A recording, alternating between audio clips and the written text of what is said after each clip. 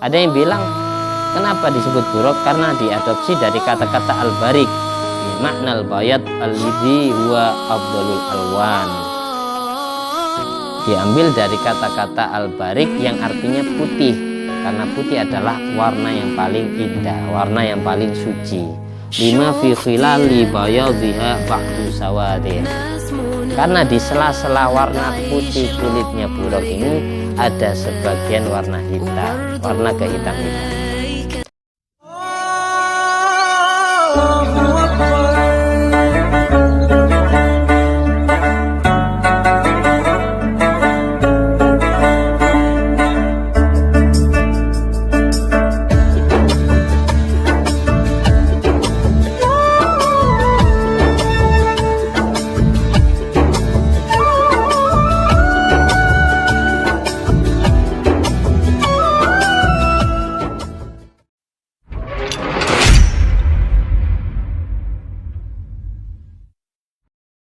Assalamualaikum warahmatullahi wabarakatuh.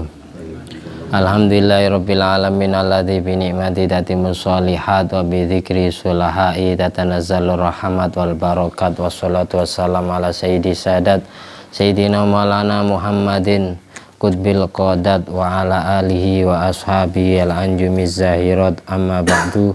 Allahumma sholli ala ruhi sayyidina Muhammadin fil arwah wa ala jasadi fil ajsad wa ala qabri fil kubur wa ala alihi washabihi wasallim. Rabbi shrah li sadri wa yassir li amri wa ahlul 'uqdatam min lisani yafqahu qawli.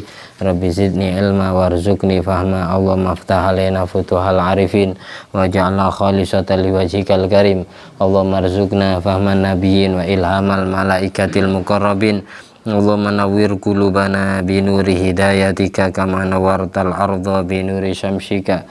Rabbana anfa'na bima 'allamtana, rabbi 'allimna alladhi yanfa'una, rabbi faqihna wa faqih ahlana wa qarabati lana fi dinina. Allahumma inna na'udzubika min ilmin la yanfa' wa qalbin la yakhsha wa amalin la yurfa' wa du'ain la yusma'. Allahumma inna na'udzubika min adzabil qabri wa min adzabin nar wa min fitnatil mahya wal mamat wa min fitnatil masiihid dajjal. Ya Allah biha ya Allah biha ya Allah bi husnil khatimah. Ya Allah biha ya Allah biha ya Allah bi husnil khatimah. Ya Allah biha ya Allah biha ya Allah bi husnil khatimah. Allahumma sholli ala sayyidina Muhammadin wa ala sayyidina Muhammad madanil judi wal karam bail ilmi wal hilmi wal ikami wa barik wa sallim. Alhamdulillahirabbil alamin. Sebelum kita mulai pengajian kitab Aqidatul Awam yang menerangkan tentang sejarah Isra Mi'raj kelanjutan kemarin, mari kita awali dengan pembacaan Ummul Quran dengan selaksa damba mengharapkan ridho Allah dan syafaat Nabi Muhammad SAW. Segala apa saja yang setiap hari kita ucapkan, setiap hari kita lakukan sesuai dengan ridho Allah dan membahagiakan hati Rasulullah SAW. Biniyati alama nawah salafus soleh wa ala kulli niyati jami mu'allif hadal kitab wa khususun Syekh Muhammad Nabi Umar Al-Jawi Al-Bantani, Syekh Zainuddin Al-Barjanji, Syekh Ahmad Al-Marzuki Al-Maliki Al-Hasani, alama nawah jami masyayikhina wana khususan Masyai Sitagir Syed Sulaiman ke Mahli ke Badarin ke Nurasan Batim ke Bahar kita lalu ke Abdul Awad bin Arbim Jain bin Fadil ke Nurasan bin Nawi Madhol Nawi Suraj Milatu Adin Sa'adwa Nawi ke Hasanan Muhammad Al-Bakir ke Bilal Alaman Majalil Ahmad Nawi Abdul Jalil Ahmad Fuad Nur Hasan wa alamana wa jami'i Masyai hadal baldah bijai Nabil Mustafa wal Mujtaba Muhammadin sallallahu alaihi wasallam. Amin. Wa bisri asraril Fatihah. A'udzubillahi minasyaitonir rajim. Bismillahirrahmanirrahim. Alhamdulillahirabbil alamin arrahmanir rahim maliki yaumiddin. Iyyaka na'budu wa iyyaka nasta'in ihdinas siratal mustaqim siratal ladzina an'amta 'alaihim ghairil maghdubi 'alaihim waladdallin. Amin. Yang akan kita baca halaman 38. Pasnya di i'lam innal buruk dabatun min dawatil arba. Yang enggak ketemu kasih tahu. Nanti melanjutkan atau Aqidatul Awam. Bismillahirrahmanirrahim. wa qabla hijratin nabiyil isra min makkatin lailan li kudusin yudra wa ba'da isra'in urujun lisama hatta ra'an nabiyyu rabban kallama min ghairi kaifin wan hisarin waftarat alaihi khamsan ba'da khamsina farad. Kemarin sudah dijelaskan bahwa waqad waqa'al isra, terjadinya Isra dan Mi'raj itu diawali dari perjalanannya Nabi yang dilakukan oleh Allah, yang diperjalankan oleh Allah min Makkah, dari kota Makkah ila Baitil Maqdis, menuju kota Baitil Maqdis, kalau nama sekarang kota Al-Qudsi atau Yerusalem. Dari Saudi Arabia, dari Masjidil Haram menuju Masjidil Aqsa. Alal buraki, Nabi mengendarai kendaraan buruk. Wa Jibrilu an yamini, sedang malaikat Jibril berada di posisi kanannya Kanjeng Nabi. Wa Mikailu an yasari, sedang malaikat Mikail berada di sebelah kirinya Nabi. Jadi ada bodyguard istilahnya. Bodyguardnya langsung malaikat Jibril dan malaikat Mikail. Jadi mengendarai buruk itu didampingi malaikat Jibril di sebelah kanan, malaikat Mikail di sebelah kiri. Sebagaimana disampaikan oleh Zainal Abidin Al-Barjanji dalam Maulid Al-Barjanjinya. Wa asra bihi rabbi minal hijri lailan ilal masjidil aqsa li ru'yati hannani kamal badri fi dajin minal laili qad surya Jibrilu ma'mika lama ma'hu yasironi. I'lam, ketahuilah. Sekarang kita akan dikasih tahu kendaraan yang dipakai Kanjeng Nabi itu buruk. Buruk itu apa? Kendaraan gimana? Apa kendaraan dunia, apa kendaraan akhirat, apa kendaraan bentuknya seperti apa? Itu akan dijelaskan di dalam keterangan ini. I'lam, ketahuilah. Innal buroko, sesungguhnya hewan buruk, dabatun min dawatil arba, merupakan binatang yang mempunyai kaki 4. Yang jelas kalau ibaratkan kita ya bagian depan itu tangannya, bagian belakang itu kakinya, berarti jumlahnya 4. Melata, daba ini binatang melata. Melata berarti kayak bentuknya gini, melata di bumi. Wa huwa la dzakarun wala unsa, bisa la dzakara wala unsa. Buruk ini tidak punya kelamin pria dan wanita. Jadi tidak ada istilah buruk jantan, buruk betina. Pokok intinya buruk gitu. Beda dengan kayak kita ada sapi jantan, sapi betina, kambing jantan, kambing betina. Kalau buruk tidak ada istilah seperti itu. Memang bentuk kakinya 4, sama kayak kambing, sapi, kuda, sama 4. Tapi tidak punya kelamin jantan dan betina. Dunal baghli wa fauqal himari. Posturnya, tingginya buruk itu di bawah hewan baghol dan di atas himar. Himar itu keledai. Baghol itu apa? Hewan yang terlahir dari pernikahan kuda dengan keledai itu disebut baghol. Tidak bisa kita terjemah. Ya, hewan baghol itu. Kalau baghol itu berarti binatang yang terlahir dari perkawinan kuda dengan keledai. Anaknya ini namanya baghol. Jadi kalau dikatakan kuda ya bukan, dikatakan keledai juga bukan. Jadi hewan ya hasil perkawinan dari kuda dan keledai disebut baghol. Jadi tingginya buruk itu lebih pendek dari baghol, lebih tinggi dari keledai. Bahasa gampangnya gini, buruk itu lebih pendek dari kuda, lebih tinggi dari keledai. Kuda itu lebih tinggi dari keledai. Kayak gitu. Hati posturnya gitu. Lebih rendah atau lebih pendek dari baghol, lebih tinggi dari keledai. Itu ketinggian buruk seperti itu. Idza sara yad'u rijlaihi inda muntaha basarihi minal ardi. Kalau sudah buruk itu berjalan, maka si buruk bisa meletakkan kedua kakinya sesuai pandangan matanya, paling puncak, paling finish. Ibaratkan ya, kalau sudah buruk itu dari sini lihat Jakarta, kakinya itu bisa langsung ditaruh di Jakarta, seperti itu, sesuai pandangan matanya. Ketika matanya melihat langsung dari Mekah, langsung melihat Masjidil Aqsa, langsung sampai ke sana. Jadi kakinya ini bisa melangkah sesuai batas finish di mana pandangan matanya melihat. Buruk seperti itu. Tsumma yadau kulla wahidatin min rijlaihil muakhkharataini maudhi'ahuma.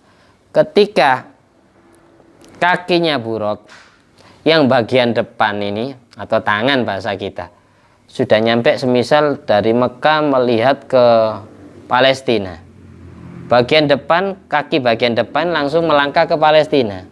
Nanti kaki belakangnya bisa menyusul secepat mungkin,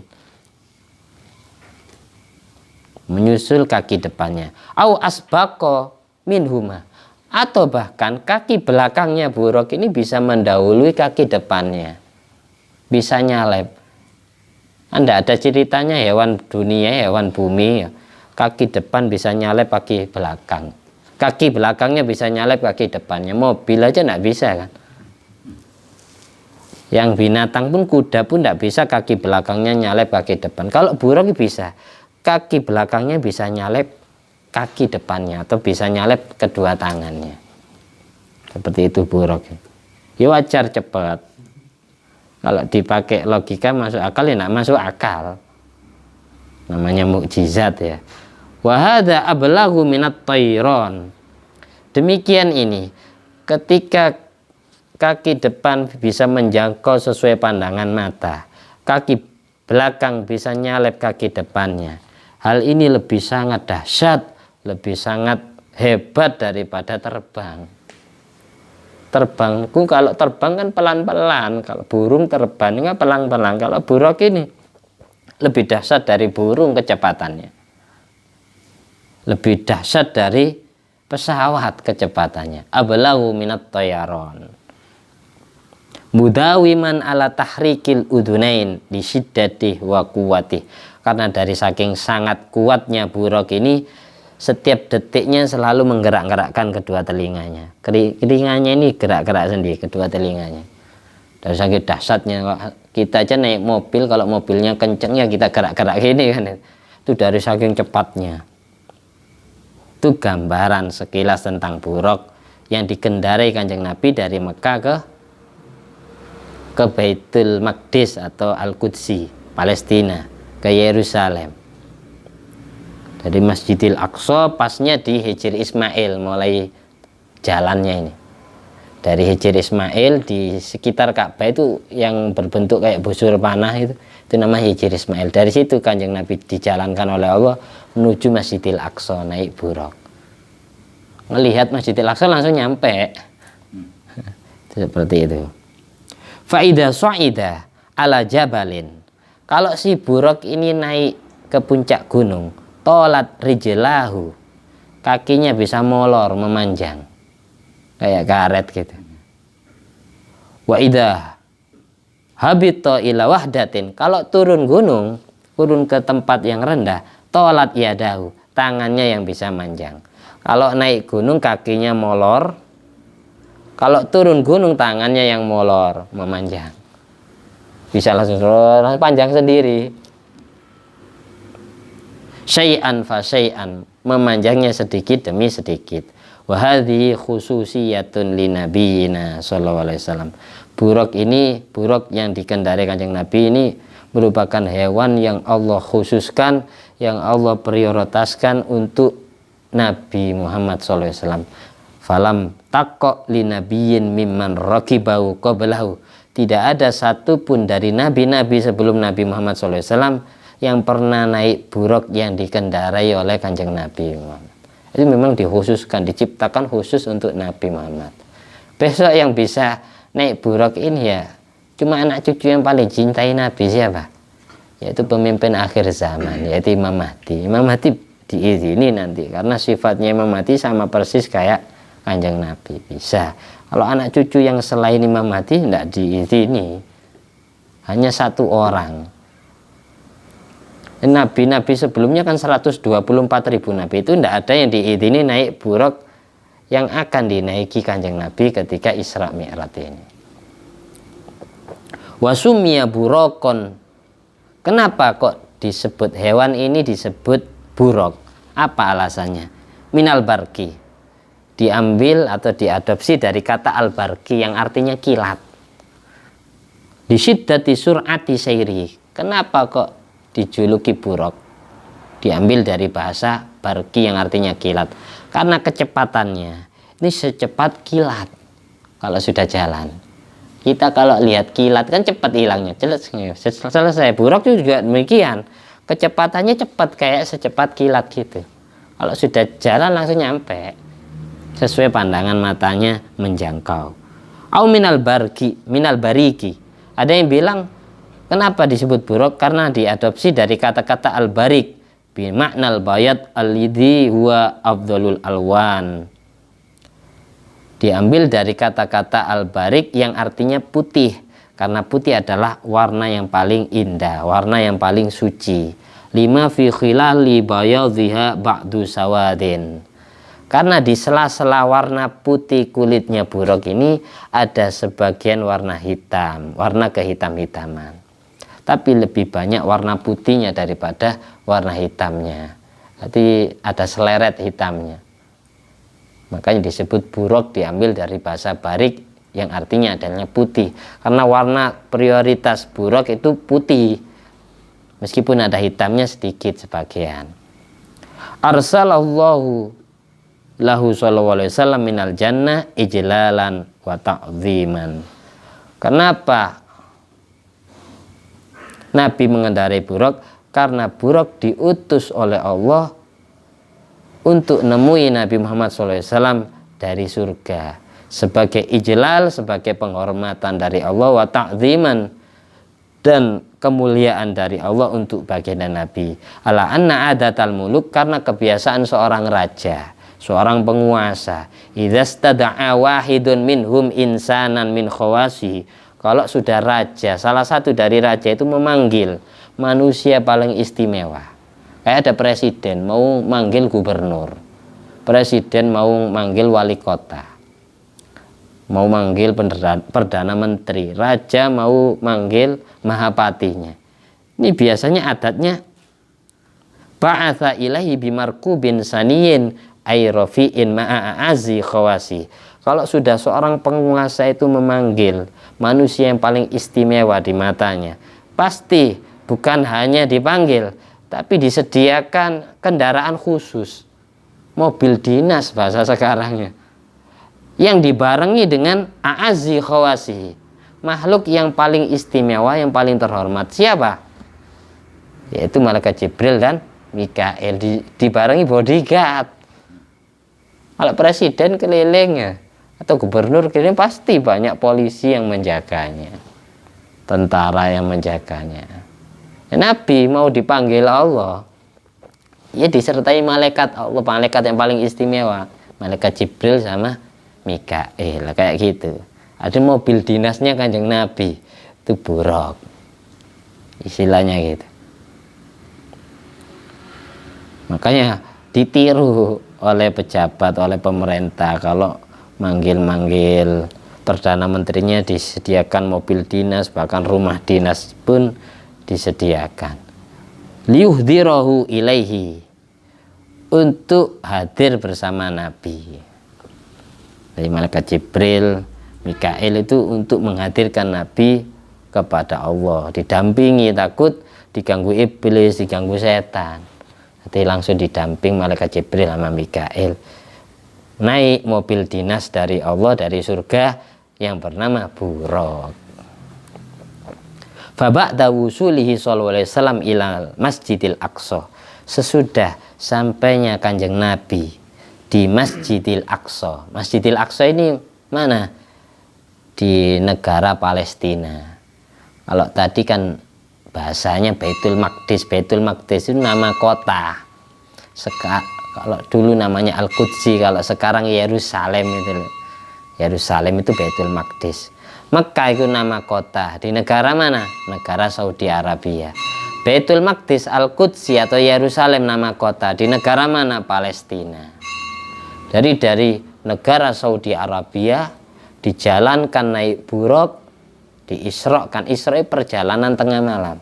Dijalankan ke Masjidil Aqsa, ke Palestina.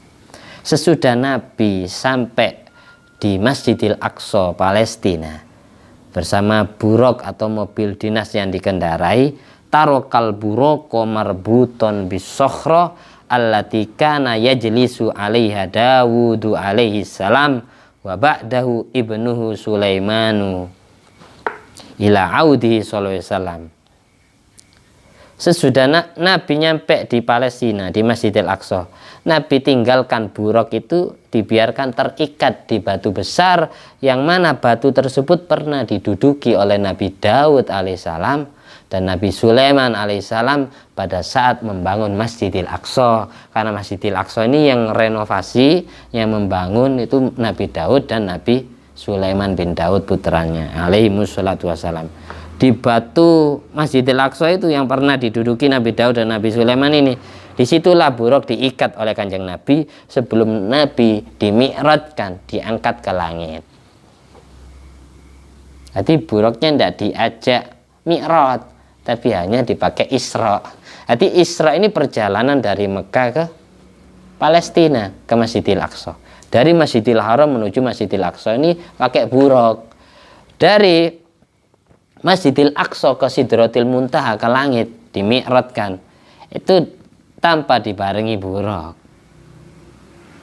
Tujuannya apa kok diikat di batu besar di Masjidil Aqsa? Tujuannya ya biar Nabi kalau sudah balik ke bumi lagi, dari langit balik ke buminya, balik ke Masjidil Aqsa, di tempat dimana Kanjeng Nabi mengikat buruknya.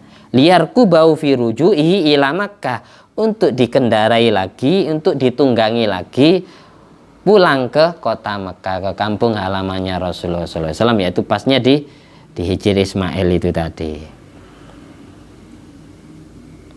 Ba'da urujihi ila sama, sesudah Nabi diangkat ke langit, balik lagi ke bumi, balik ke tempatnya buruk, yaitu di Masjidil Aqsa, untuk dipakai pulang ke Mekah lagi. Hadza wal masyhur, pendapat ini adalah pendapat yang sudah terkenal inda ahli ahwalihi, menurut ulama yang ngerti keadaan atau tingkah laku Rasulullah SAW, wal ma'arid, yang ngerti tentang sejarah Isra Mi'raj, walladzi dalat alaihi riwayatul Bukhari, dan didukung oleh beberapa hadis riwayat Imam Bukhari dalam Sahih Bukharinya.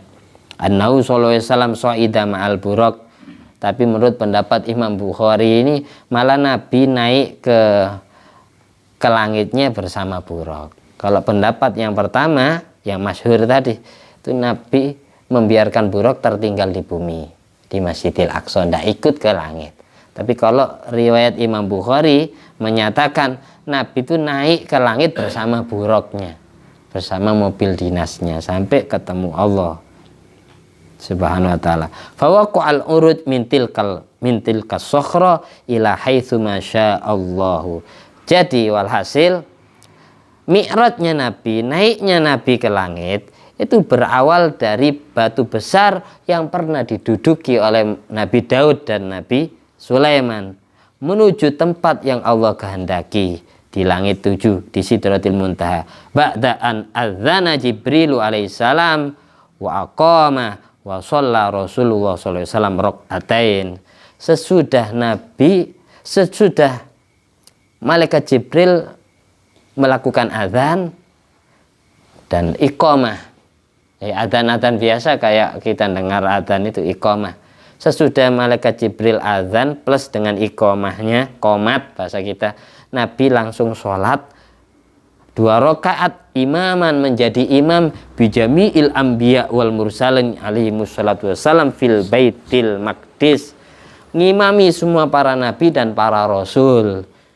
Jadi imam di Masjidil Aqsa, di kota Al-Qudsi, di Baitul Maqdis. Jadi ngimami sholat 2 rakaat. Besok Imam Mahdi juga jadi imam, ngimami para nabi, para rasul sesudah Nabi Isa Al-Masih turun ke bumi. Masjidil Aqsa ini akan terjadi lagi sejarahnya yang kedua kalinya. Para nabi, para rasul hadir bermakmum kepada Imam Mahdi. Sebagaimana dulu Nabi Muhammad SAW sebelum diangkat ke langit masih sholat dulu 2 rakaat di Masjidil Aqsa, ngimami para nabi, para rasul. Jumlahnya para nabi itu berapa? 124.000 sesuai jumlah jenggotnya Rasulullah SAW. Jumlahnya para rasul itu berapa? 313 sesuai jumlah tentara Raja Tolut dan sesuai jumlah tentara perang Badar. Besok pun di akhir zaman ya, pasukan Panji Hitam dari arah timur yang dipimpin oleh Imam Mahdi jumlahnya tidak jauh beda dari itu, 313 manusia. Sama persis kayak jumlahnya para rasul, 313. Kama qala Zainal Abidin Al-Barzanji fin Nadmi Tawil wa mudhalla fil Baitil Maqdis jumi'at lahur rusul wal amlak ma kulli ruhani wa qaddasau Jibril wa qaddamau Jibril shalla bi jam'ihim imaman wa umilil haqqi aktsaru id'anihin. Jadi Nabi ini disuruh maju sama malaikat Jibril, suruh jadi imam. Awalnya kan tidak mau, karena ada nabi-nabi yang lebih pantas, yang lebih sepuh usianya, apalagi nabi yang menjadi datuknya kayak Nabi Ibrahim. Tapi ini jenengan yang disuruh sama Allah, Muhammad disuruh jadi nabi, disuruh jadi imam sholat, ngimami para nabi, para rasul itu. Kayak gitu hikmahnya. Kenapa kok Masjidil Aqsa? Kenapa kok ada sohro batu besar yang diduduki Nabi Daud dan Nabi Sulaiman? Di sini dapat kita tarik benang merah. Kita tabaruk bi asari solihin itu perlu. Ngalap barokah dengan peninggalan orang soleh, orang-orang terdahulu kita itu perlu. Batu ini pernah diduduki Nabi Daud, Nabi Sulaiman, diambil barokahnya. Ini tempat ini pernah dijadikan tempat kelahiran Nabi Isa oleh Siti Maryam, ditempati sholat sama Kanjeng Nabi. Ini Masjidil Aqsa, masjid yang pernah dibangun oleh Nabi Daud, Nabi Sulaiman, ditempati sholat. Tujuannya biar mengenang sejarah, tidak melupakan sejarah orang-orang terdahulunya. Demikian pula kita ya gitu. Kita kayak pernah lihat guru kita pernah sholat di sini, ya kita tempati sholat. Nah di sini ya, sebagai keterangan tambahan ya, nah, lama-lama sholatnya. Dulu ini ada namanya sahabat Itban bin Malik As-Salimi radhiyallahu an. Di kampung beliau ini sering terjadi banjir. Jadi kalau sudah banjir, sahabat Itban bin Malik As-Salimi tidak bisa datang ke Masjid Nabawi. Dia ini setiap sholat pingin bermakmum langsung dengan Nabi Muhammad SAW. Dia seorang tokoh bagi kaumnya sendiri. Tapi kalau sudah sholat pingin jalan menuju Masjid Nabawi. Suatu saat ya, Itban bin Malik As-Salim ini matur kepada Kanjeng Nabi. Kuntu aumu qaumi Bani Salim. Nabi, saya ini biasa ngimami kaumku, orang kampungku. Biasanya jadi imam di langgar, di musola, di masjid tempat saya itu saya Kanjeng Nabi. Wa kana idza ja'ati suyul syaqqa alayya an ajata zawadian baini wa bainal masjid.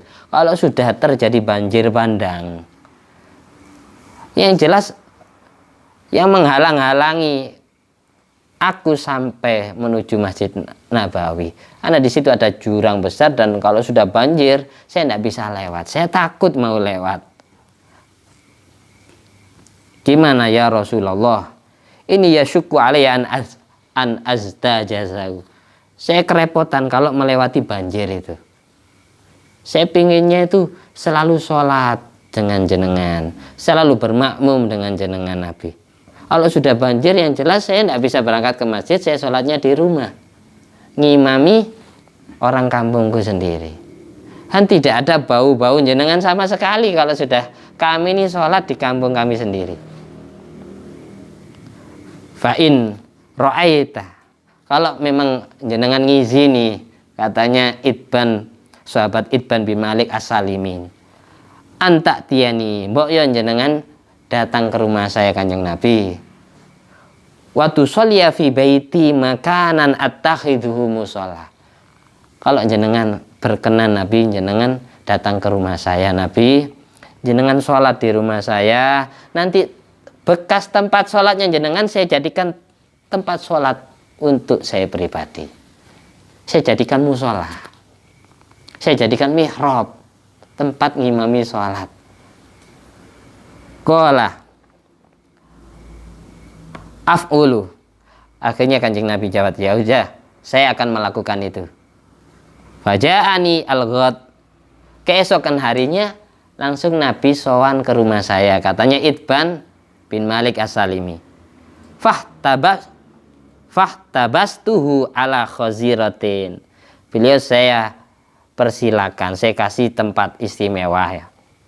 Berkenan bermalam di rumah saya sholat. Falamma dakhala lam yajlis hatta qala. Tapi ketika Nabi baru sampai ke rumah saya, beliau tidak langsung duduk.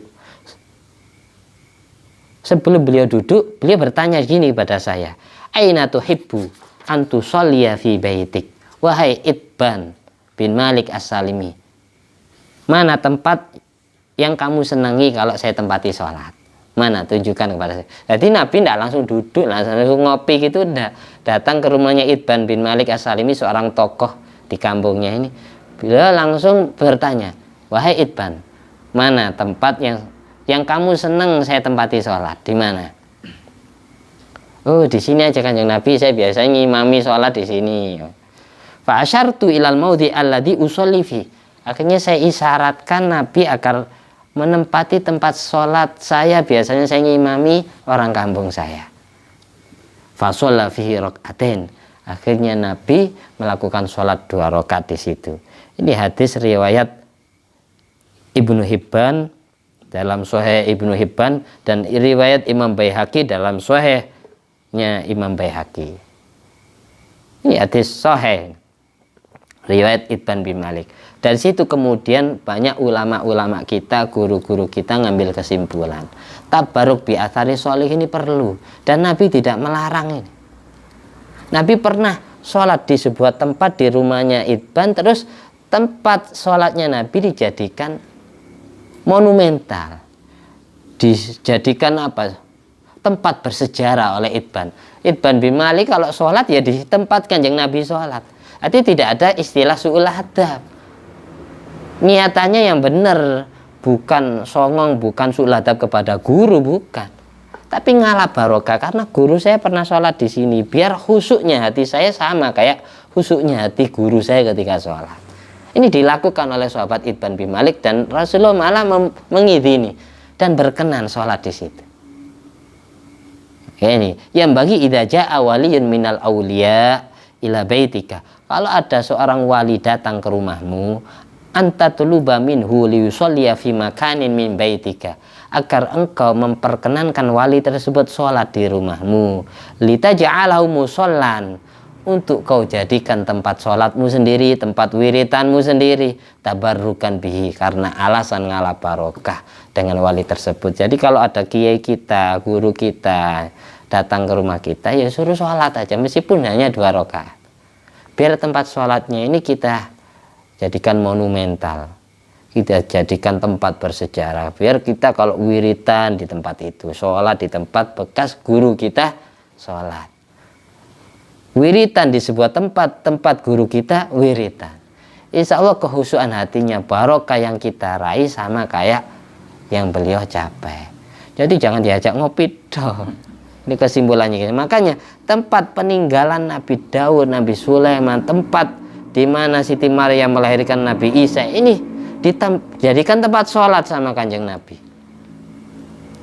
Ngalah barokah dengan tempat peninggalannya orang-orang soleh sebelumnya. Kayak gitu kesimpulannya itu. Mudah-mudahan apa yang saya sampaikan meskipun sedikit dapat kita ambil manfaatnya ya. Intinya jangan meremehkan bekas tempat peninggalan orang soleh.